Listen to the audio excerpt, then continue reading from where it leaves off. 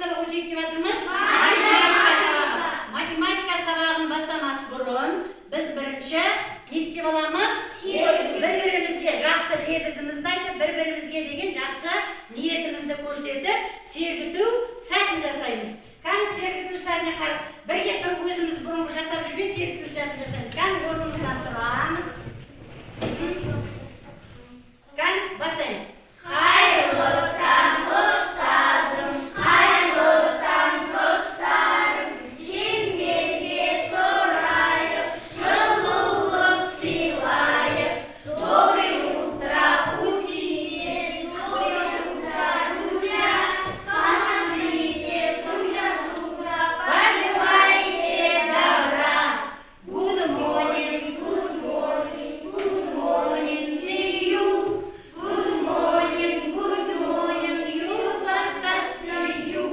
Мінекей балалар, бір-бірімізге біз жылу сыйлап, бір-бірімізге деген сабаққа деген жақсы ықыласымызды білдірдік, е? Енді біз математикадан үйге қандай тапсырма бермедік бірінші?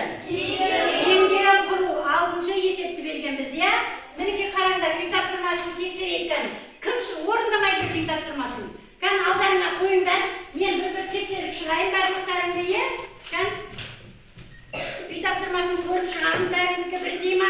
Сосын осы бойынша тақтада үй тапсырмасы беріліп тұр, сол үй тапсырмасы мен сендердікі бірдей ме екен? Өздерің көріп шығыңдар, жарай ма? Кәнекей бәріміз үй тапсырмасын дайындап отырамыз. Кән керемет.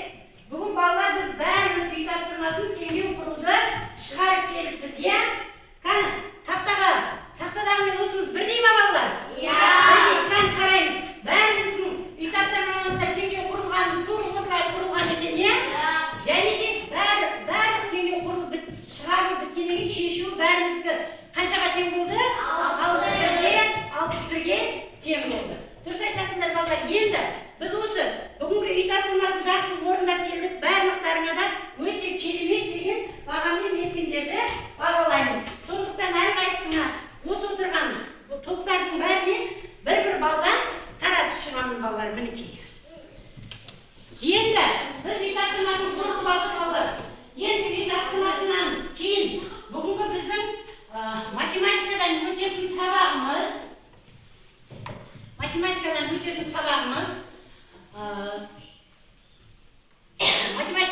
сабағымыз азайғыш пен азайтқышты табуға берілген есептер деген тақырыпты өтеміз. Бірақ біз бұл тақырыпты бастамас бұрын жаңа сабағын бастау үшін жаңа сергіту сәтін жасаймыз. Екәні тұрамыз. 1, 2, 3, бойға жинап күш, жалқаулықты тастаймыз, жаңа сабақ бастаймыз. Кәні отырамыз. Сынып жұмысын ашамыз енді. Кәні аштық па сынып жұмысын? Сынып жұмысын ашақ. Бүгін қазанның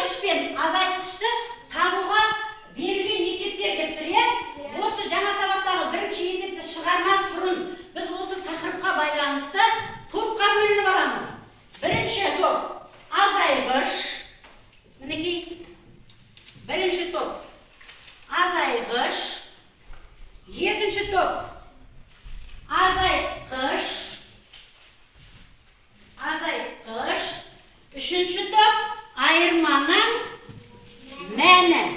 Мінекей балалар, мен 3 топқа 3 тақырыпқа байланысты ат қойдым. Енді осы топқа бөліну үшін балалар, мен мына жерге сендерге топтың белгілерін қойып қоямын. Әдеттегідей азайту амалын алғандар азайтқышқа барамыз. Салыстыру амалын алғандар азайтқышқа барамыз.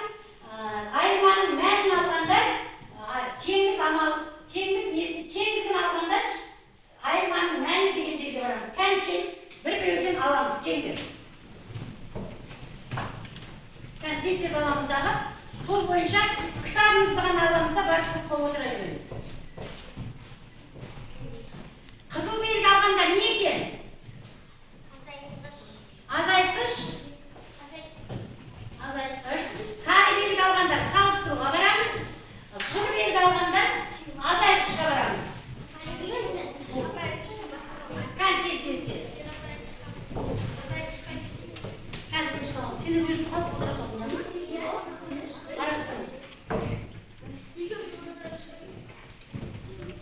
Азайтқышқа, тез балалар, қимылдаймыз. Сендер сол қалпында кел, ана жанына жазып қой, қойып қой. Міне, былайынан қойып қойыңдар, кел. Жанына өз жағына қойып қой. Міне қайым келді, айырманың мәніне. Айырманың мәні қанша болып қалды? 3. Неге үшіміз былай қоямыз? Тәсен ондай қойшы, айырманың мәніне. Мінекей балалар топқа бөлініп алды, иә? Енді топқа бөлініп алдық, тапсырма қараймыз, оқулыққа қараңдар. Бірінші есеп, топтық жұмыс. Топтық жұмыс жасаймыз, өйткені біз топқа бөліндік, иә балалар? Кесте бойынша өрнекті құр дейді, мінекей. Өрнекті құр олардың мәнін тап.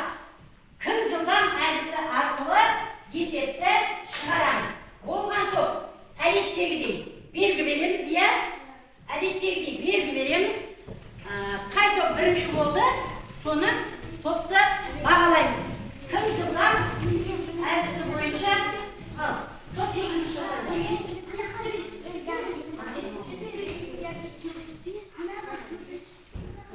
Балалар, мына бірінші есепте мына анықтамаға қараңдаршы. Бірінші есеп. Азайтқышты табу үшін айырманың мәніне азайтқышты табу үшін азайтқыштан айырманың мәнін азайту керек. Ең бірінші болған топ қай топ? Азайтқыш тобы. Тастына орындалдыңа. Оқи, біріншісін сен оқи қой. Мынаны оқи. 82-ден 7-ін алса 75. Екіншіні сен оқи қой. 96-дан 92-ні азайтсам 4 болады. Иә, өйткені бізде белгісіз сан азайтқыш тұғын, иә? Үшіншіні оқи қой. 27 қосып 27-тен 54. Бұл жерде бізде азайтқышта айырманың мәні де белгілі, белгісіз сан азайтқыш тұғын. Молодец. Керемет. Екінші топ қане? Айырманың мәні. 82-ден 7-ні алсаң 75 шығады. Бұл жерде белгісізімізде қайсысы болып тұр? 75. Айырманың мәні белгісіз тұғын. Екіншіні оқи қой. Сонда бұл жерде не белгісіз болып тұрды бізде? Азайтқыш белгісіз болып тұрды. Азайтқышты таптық. Үшінші тәсінен. 27-ні қоссаң 54 шығады. Бізде не белгісіз еді? Азайғыш белгісіз тұғын, біз азайғышты таптық. Керемет. Үшінші топ таптық па біз? Үшінші топ артта қалыңқырап кеттік, е? Үшінші топ азайғыш тобы. Түсіндіре қой Айсана, біріншіні түсіндіре қой сен. Сенде біріншіде не белгісіз еді? Бізде айырманың мәні. Иә, таптың ба? 82 қосу 7-ден 75. Дұрыс, айырманың мәнін таптың. Екінші, не белгісіз сенде? Азайтқыш ал. 96-дан 96-дан 4-ті аламыз, сонда 92 болады. Тапқанымыз қайсысы болды біздің? Азайтқыш болды, е? Үшінші, Ерасыл, не белгісіз? Бізде не белгісіз? Азайғыш белгісіз, е? Соны біз не істедік? 27-ге 27-ні қостық, 54 болды. Ерасыл нашар. Қалғанымыз өте керемет. Ерасыл неғып түсіндірдің бе неғып жеттің? Мінеке, тағы да топтық жұмысқа мына жерден 1 балл, мына яқа 2 балл берем, өйткені таза орындап шықты. Мына жерге 2 балл берем. Сендерде Ерасыл құйын дұрыс айтпады. Енді бірінші тапсырманы орындады ме болар? Енді екінші тапсырмаға қараңдар. Екінші тапсырмаға қараймыз. Есепті шығар. Өз біліміңді тексер әдісі бойынша екінші есепті шығарамыз. Бұл жерде балалар жеке-жеке дәптермен жұмыс болады. Немесе дәптермен қалғанымыз партада отырғандар жеке-жеке өзіміз орындаймыз. Мен жеке-жеке тексеріп шығам. Және бір оқушыны тақтаға шығарып, мына тақтамен жұмыс жасаймыз. Шарт құрамыз, түсініп отырсыңдар ма? Бұл жерде не дейді? Айдостар 25 кітап болды. Оның 17-сін достарына сыйлады. Айдоста неше кітап қалды? Не істейміз бұл жерде? Шарт құрамыз. Енді балалар не себебі осыны мына тақтамен шығару үшін таңдау әдісін пайдаланып, осы 3 топтың біреуіне мен бір оқушыны таңдап тақтаға шығарамын. Түсіндік па? Жансая, кел оғыр. Мен Жансаяны таңдадым. Жансая осы екінші есепті тақтаға шығарады. Кел оғыр, жазады. Қалғанымыз дәптер түрінде береміз, мен тексерем. Кән тез. Қолмен жазады. Ана. Әрқайсымыз Жансаядан бұрын болғандарымызды жеке бағалайды.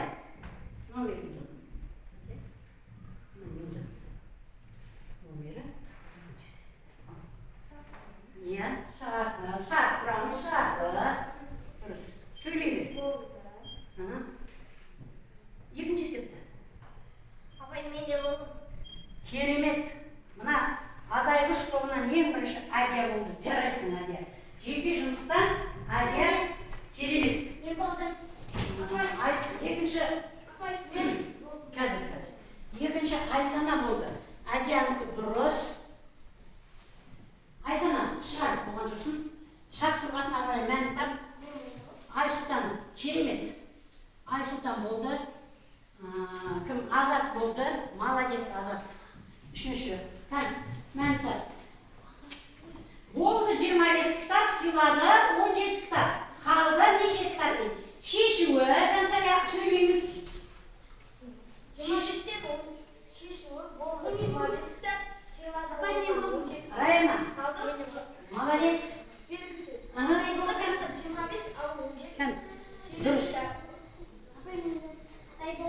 Керемет, Жансая отыра ғой, міне. Молодец. Жеке жұмыстан айырманың мәні тобына түгел шығарылды, және азайғыш тобы түгел шығарылды, азайғыш тобы шамалы қасиет болып отырмыз. Жансаяның есебі дұрыс, керемет. Жансаяға 5 деген баға қоямын, мінеке. Көрдік па балалар?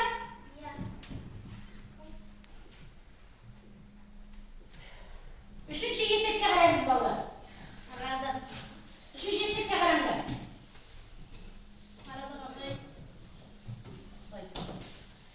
Үшінші есепте балалар. Кестені пайдаланып, есептер құрастыр. Шешуін әріпті өрнек түрінде жазды. Біз балалар математикадан әріпті өрнектерге байланысты есептер шығарған болатын бізде. Әріпті өрнегіміз белгісі сан болады, балалар. Және әріпті өрнектің кейбіреуінде мысалға А. Мына жерге отыр мысалға әріпті өрнекте А тең 5-ке десек, мына А-ның орнының бәріне 5 қойып шығамыз. Немесе Б тең 9 десек, Б-ның орнына 9-ды қойып, арқалай біз есеп шығаратынбыз. Бірақ бүгінгі бізде де кестені пайдаланып шешуін әріпті өрнек түрінде жаздық. Сондықтан бұл бізге топтық жұмыс балалар. Бірлесе отырып топтасып жұмыс жасаймыз. Қазір мен алдарына осы үшінші кестені таратамын. Осы үшінші кестені шығарғанымыз бірдей бастаймыз, және болған топ делік белгі береміз. Біз әріпті өрнектерді өткенбіз, сондықтан есеп түсінікті деп ойлаймын балалар. Ал қараңдар, қазір.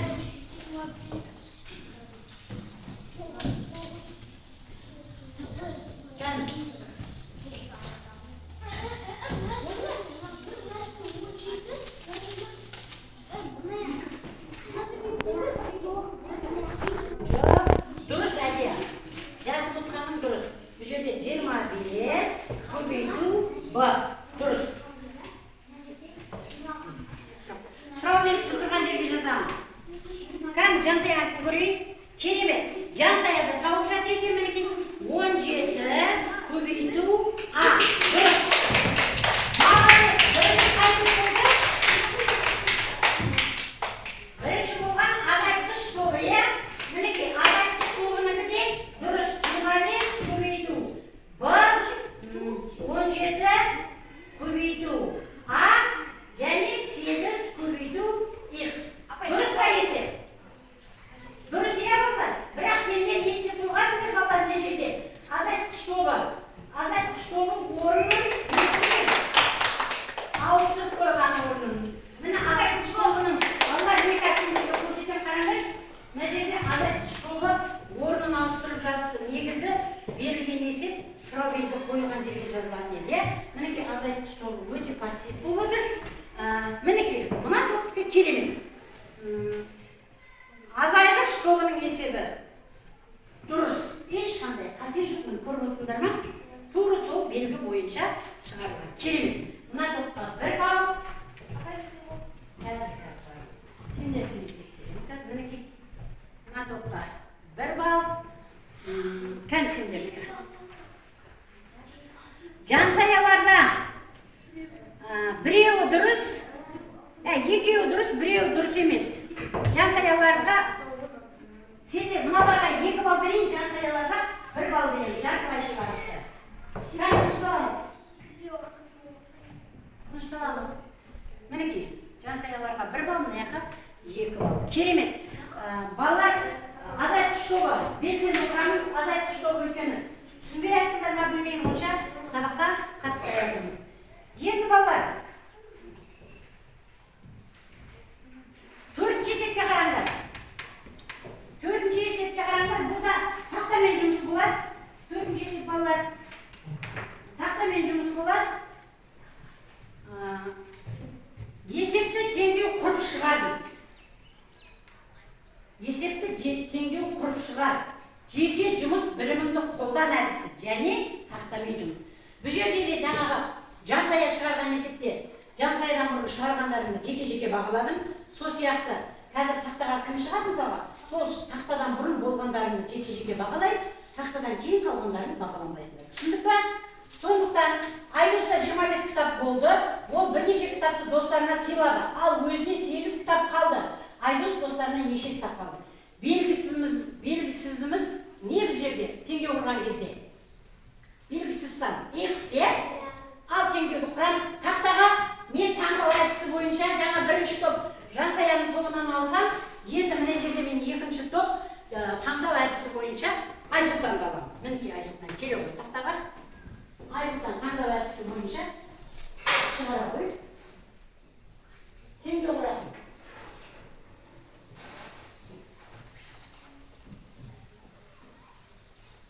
Құрап. Кітап берсе бұл.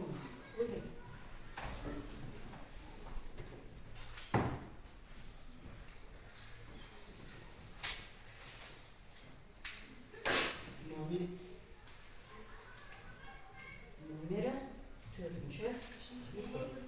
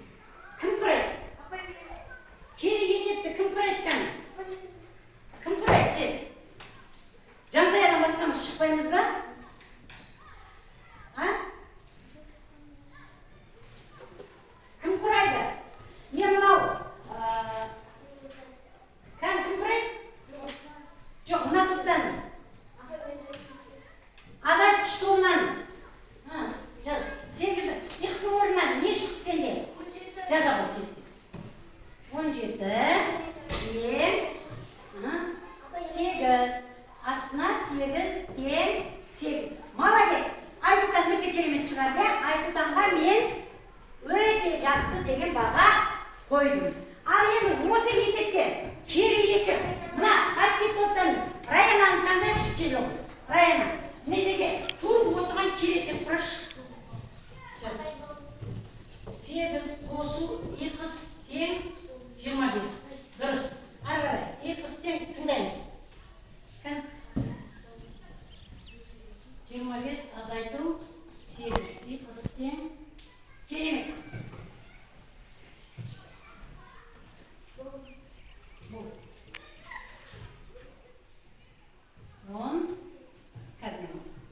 Дұрыс. 8 қосу 17 тең 25. 25 тең 25. Дұрыс жазбадық. Мына түсіндік. Қайтадан жаш. 20. Осының мәні тең. Мынаны ал. Тез.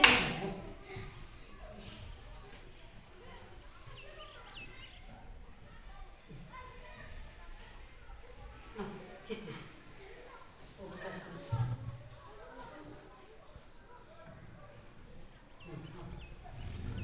Bir kız teң 17.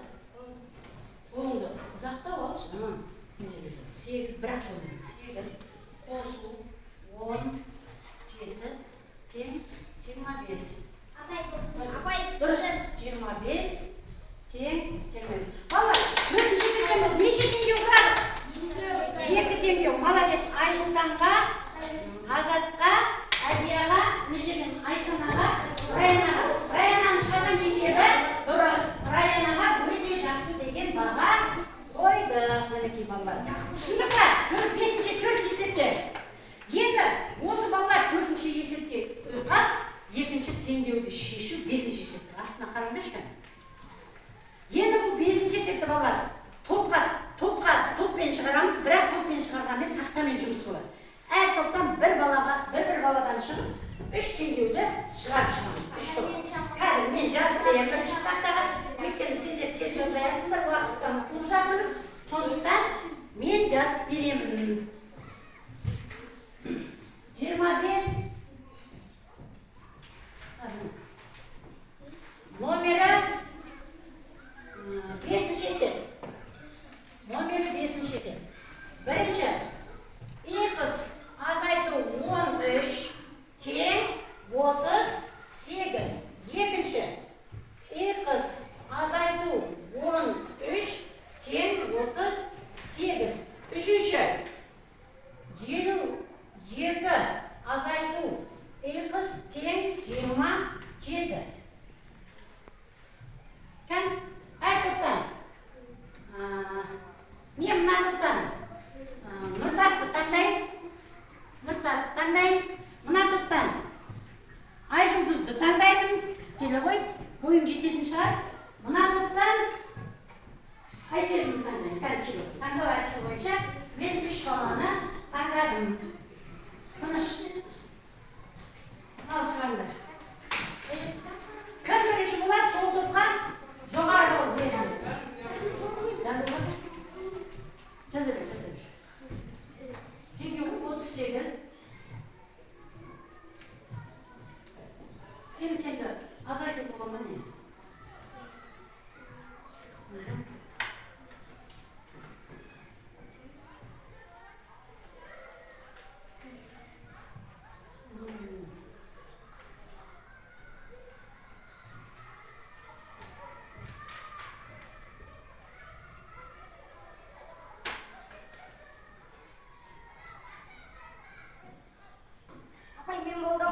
Айжұлдыз, сенікі. Айжұлдыз мен. Жазылады. Кішкентай ұйқысының орнына не үшін соңында қай сен?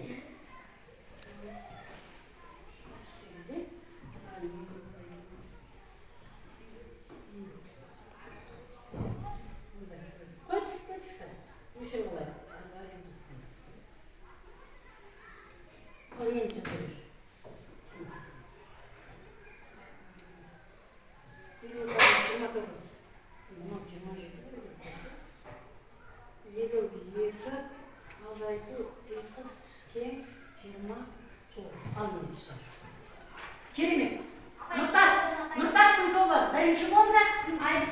Aysana'nın тобы екінші болып отыр. Нұртасқа 1 балл, Айсанаға 1 балл. Айжұлдыздың тобы қалды 2 баллар. 52 азайту қысқа мәніне не шықты? 35 тең 29 тең 29. Балалар, үш есепте дұрыс, бірақ бұл жерде жылдамдықтан біз ұттық. Жылдамдықтан Нұртастың тобы 1-ші орын, кімнің? Айсананың тобы 2-ші орын. Айжұлдыздың тобы қалып кетті. Айжұлдыз баяу қимылдап жүрген, не? Мінекей балалар, теңгеріп түсіндік па біз балалар? Түсінсек балалар, енді біздің бүгінгі тақырыбымызда бәрін есебіміз азайғыш, азайтқыш және айырманың мәні тұғы не балалар? Сол бойынша есептер 5 есеп шығар. Енді 6-шы есепке қараңдаршы. Бұл 6-шы есепте балалар бізде дәптерге орындаймыз. Бұл 6-шы есепті қараңдар кән дәптерге. 6-шы есепті. Бұл да 6-шы есепке қараңдаршы. 6-шы есепте есептен теңдеу құрып шығар дейді. Бұл жерде балалар жұптық жұмыс жүреді. Мысалға, Ерасыл менен есепті бәріміз дәптерге орындап аламыз. Орындап болғаннан кейін Ерасыл Айсананыкін тексереді, Айсана Ерасылдікін тексереді. Бір-біріміздікін тексеріп, бір-бірімізді бағалаймыз, жұптық жұмыс жасаймыз. Түсіндік па балалар? Қараңдар. 6-шы есепке қараңдар ал. Мінекей. Дүкенге 53 кітап әкелінді дүкенге. Олардың бірнешеуі сөйлеуге қойылды. Ал қорапқа 45 кітап қалды. Сөйлеуге неше кітап қойылды. Бірнешеуі деген орнына біз белгісіз сан, X-ті қойып теңге қоямыз. Екінші, дүкенге бірнеше кітап әкелінді. Олардың 8-і сөйлеуге қойылды. Қорапқа 45 кітап қалды. Дүкенде неше кітап әкелінді. Белгісіз санның орнына, бірнеше деген белгісіз санның орнына X-ті қойып теңдеу құрамыз. Асықпаймыз. Және бір-бірімізді тексеріп бағалаймыз. Жұптық жұмыс балалар жүреді. Асықпаңдар, ешқандай асық болмайды, ойланып шығарыңдар. Теңдеу оңай өткен, е балалар? Сондықтан тез-тез қимылдаймын деп не қылмаңдар. Дұрыс жазады. Дұрыс. Орын.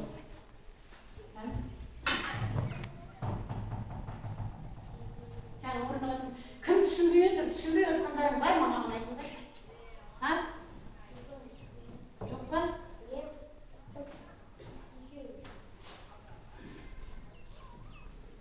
Болған топ белгі береміз. Топ белгі береміз. Сөйтіп, соның ішінде жұптық жұмыс жүреді. Жұптық жұмысқа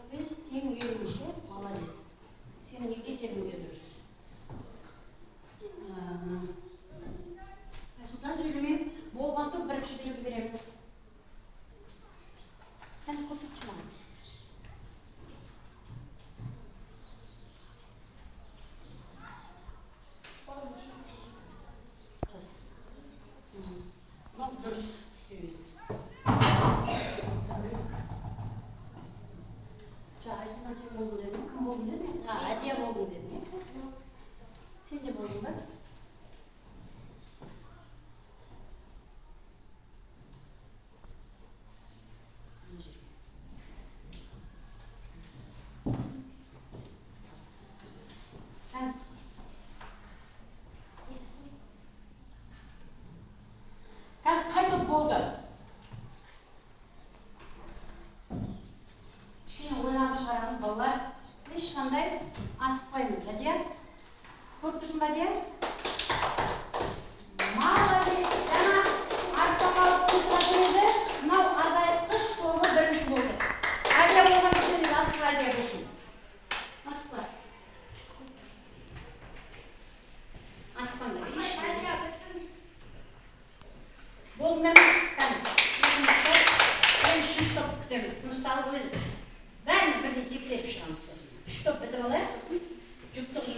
bir-birimizдің теңдеуімізді тексеріп, бір-бірімізді естиміз балалар.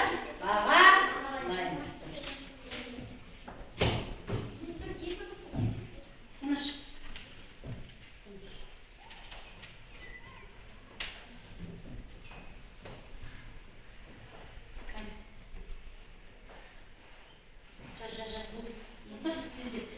Дүкенге келу шыққаға келінді, олардың бірнешеуі сөйлеуге қойылды.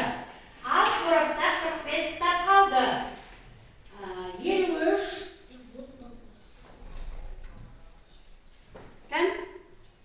53 азайту 2 тең 45, е балар?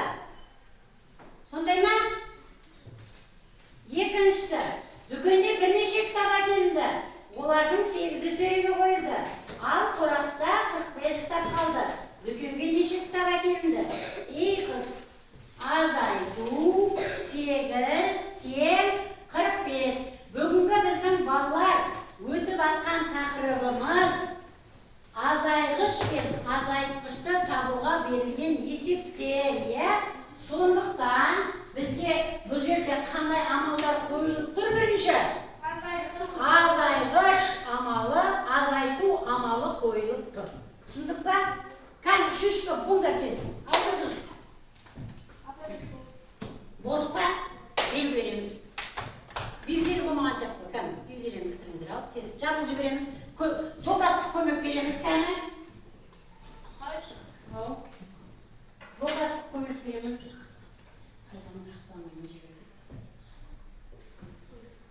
Болдық па? Кән тез-тез, бевзеліге. Жолдастық көмек бердік па? Кән. 45 тең 45. Бевзеліге жолдастық көмек берілді. Ең бірінші орындаған топ қай топ еді? Азайтқыш тобы бірінші орындады, азайғыш тобы екінші орындады, айырманың мәні тобы үшінші орындады. Азайтқыш тобы кішкене сабақты түсініп, алға қарай не істеп жатырмыз? Жылжып жатырмыз. Ал енді бір-бірімізді тексереміз, тез тексеріңдер бір-бірімізді. Дәптер аусамыз. Дәптер аусамыз. Аусыңдар, дәптер аусыңдар. Сен екеуің ауыз. Сенікі қалдың, сенікі мен тексере салам, кән. Кән, екеуің бір-бірімізді тексеріңдер. 53 қосып 45. Дұрыс. Ахметікі дұрыс. Сендер не қылдыңдар, кән?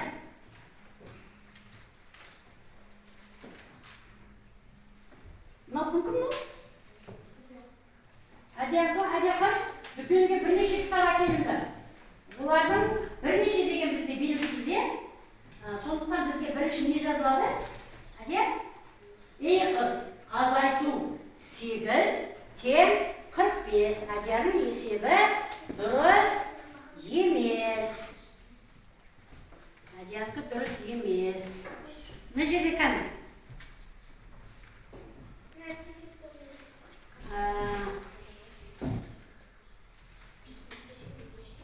Мынау дұрыс. Жансая, осы екі есепті кәнге тақтаға жазып шығаршы. Келе ғой Жансая. Келе ғой Жансая, тақтаға. Бірінші мұнаны жаз.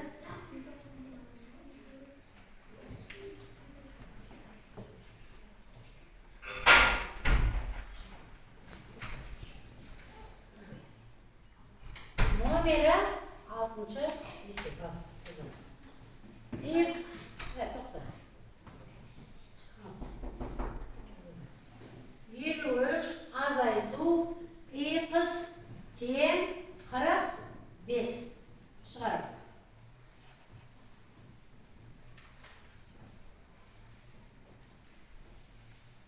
Айсезім, сен на екінші есеп жазасың қазір. Не? Дайындал. Екінші теңдік сен қолыңмен жаза бер. Қыз азайту 8 тең 45. Керемет. Жансая дұрыс. Жансаяға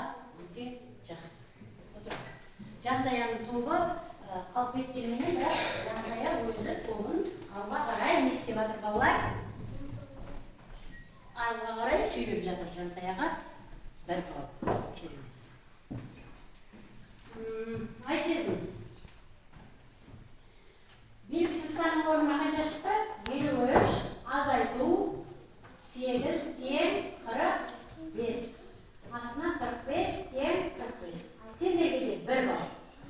Керемет, Айсезім өзіне жеке 1 балл береді. Керемет. Екі есепте балалар өте жақсы. 6 есепте түсіндік па балалар? Ал енді балалар біз бағанадан бері есеп шығардық. Кішкене біз ойлау қабілетімізді арттырып,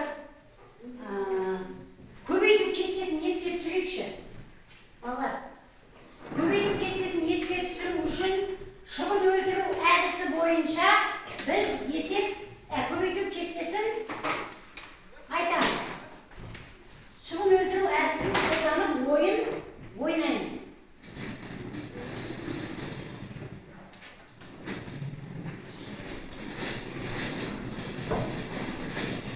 Шығын өлтіру әдісі бойынша мен балалар тақтаға шығын ілемін, соны шығын өлтіру әдісін қолданып ойнаймыз. Түсіндік па балалар? Енді біз балалар 2 менен 6 сан аралығындағы біз көбейту кестесін естігенбіз, жаттағанбыз, иә? Сондықтан біз көбейту кестесін білеміз. Мен біріне де екеуі қояйын. Жеке өлтіре береміз. Тақтаға қарап, көбейту кестесін еске түсіріп отырыңдар. Бұл шығын өлтіру әдісі бойынша балалар біз ойлау қабілетімізді не істейміз? Дамытамыз. Қане?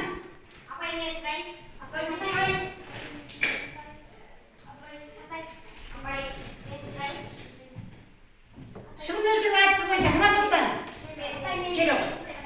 Қазір. Айталы. 25. Молодец. Жай ұрамыз. Алып кетеміз. Мә. 20. Молодец. Дұрыс. 2 шығын өлтірдім. Арқарай. 3 шығынға дейін өлтіруге болады тез-тез. 2 көбейту. 6, 12. Керемет. Отыр. Мына топта кім келеді? Тәсінем кеш, тәсінем онша сабаққа қатыспадан келді ғой. Осы ойынға қатыса ғой келді. Тез-тез отырсын. Молодец. 1 шығын өлтірді тәсінем. Арқарай. Қанша?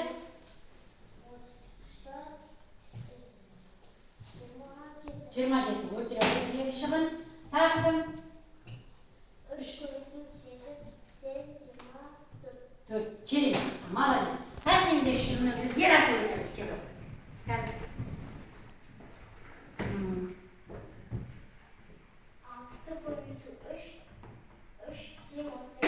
18. Молодец, Ерасыл. 3 көбейту 7 тең 21. Жай ұрамыз балалар. Өйткені тақтадан түсіп бап жатыр, сондықтан жай ұрамыз. 3 көбейту. Бұл тез. 3 көбейту қанша? 3 көбейту 8 тең 24. Керемет, отыра ғой. Ерасылда 3 шығын. Айсұлтан келе ғой. 4 көбейту 5 тең. Жай ұрамыз, Айсұлтан. Жай ұрамыз. Жай ұрамыз. 5 көбейту 5 тең 25. Иә? Сосын? 2 көбейту 6 тең 12.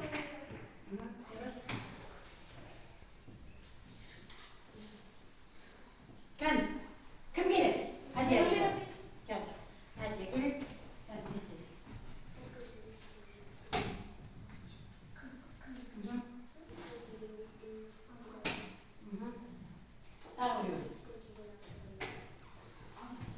Дұрыс, керемет.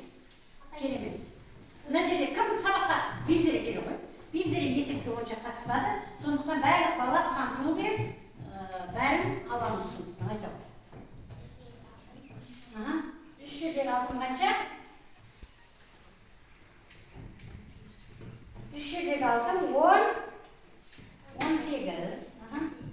Сосын 2 жердегі алтын отыра ғой.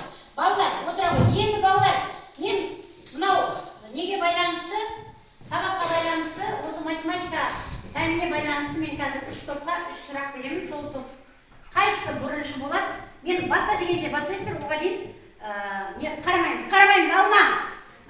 Одан кейін бар, біреуіміз жауап береміз. Кәне, бірдей сұрақ қолымызға аламыз, бастаңдар. Дайынымыз белгі береміз, тез. Дайынымыз тез белгі береміз. Молодец, бірінші мына азайғыш, екінші айырманың мәні, үшінші бол.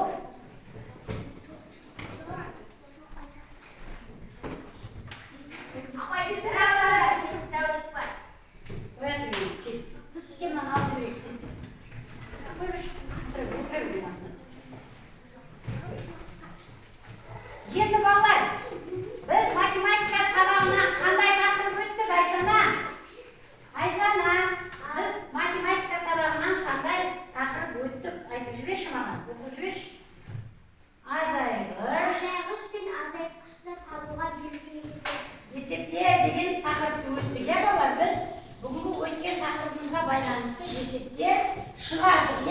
Енді осы тақырыпты шығарып, мен осы неден тақырыптан түсінбедім, менің әлі білерім көп, сізден сұрайтыным көп дегеніміз, мынау тақтада беріліп тұрған кері байланысқа барып жапсырамыз. Түсіндік қой, балалар? Бұл күнделікті сабақта қолданылып жүрген әдіс. Қазір алам. Жапсырмай қоя тұр. Жазыңдар бірінші мынаған. Қазір мен жаңағы сұрақтың жауабын аламын. Оған дейін мынаған түсінбегендерім туралы жаза беріңдер. Жаңа бірінші топ. Сендер айтыңдар, бір тәулікте неше сағат бар? Азайтқыш тобы. 24 сағат бар. Керемет. Одан кейін айырманың мәні. Бір жылда неше ай бар? 12 ай бар. Үшінші топтың сұрағы бір аптада неше күн бар? 7 күн бар. Керемет. Кәне балалар, ал сабақты түсінбедік, сабақ аяқталды, немізді, кері байланысымызды береміз. Меніңше балалар, бүгін сабақ қандай болды, қалай деп ойлайсыңдар? Оңай ма, қиын ба балалар? Оңай болды, Мен, тұра берсін мен. Кім еді жаным ана? Айсезім айтады, әлі менің сізден сұрайтыным бар дейді. Енді балалар, кітап оқулыққа қараймыз.